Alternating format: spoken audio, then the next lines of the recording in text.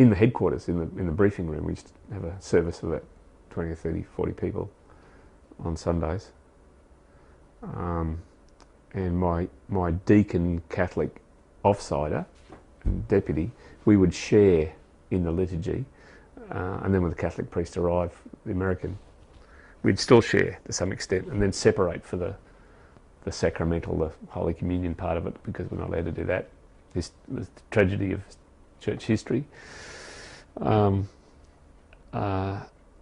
then we would take services in some places around Dili, and provide, and we'd do the resupply of the chaplains with bread and wine and stuff like that.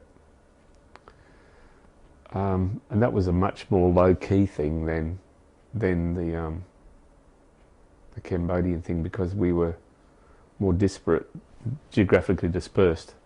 And there were many other people to do that, so I didn't have that same responsibility. But what Graham and I did, him being a Catholic deacon, was married.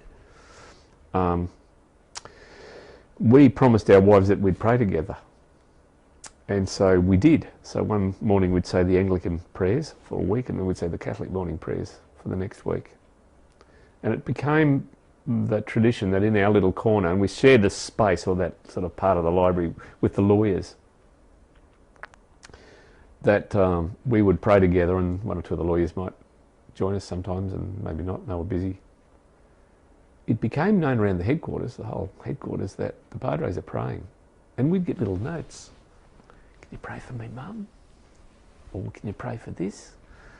Or, the general was going to have a meeting one day, and they couldn't begin it at 7 o'clock in the morning, because that's when Graham and I were praying for the headquarters, praying for the mission, praying for whatever people wanted to believe we were praying for.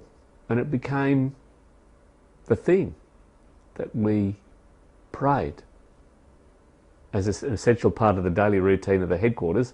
Although people didn't get involved, everybody knew and wanted to participate by giving you something that we could pray for them for. And that was really amazing, coming from just the two of us doing our own thing, what I would do anyway as a priest, to say my daily office and quietly pray my own intercessions and things that one does, and read the scriptures, for it to become part of the daily routine of the Interfed headquarters, unofficially. But then Graham and I would do it, and somebody'd come in, the lawyers go, shh, shh, shh, shh, padres are praying. And an accepted part of it, a part of the routine, and part of the, and so it had a place, place. And I think that was quite profound, really.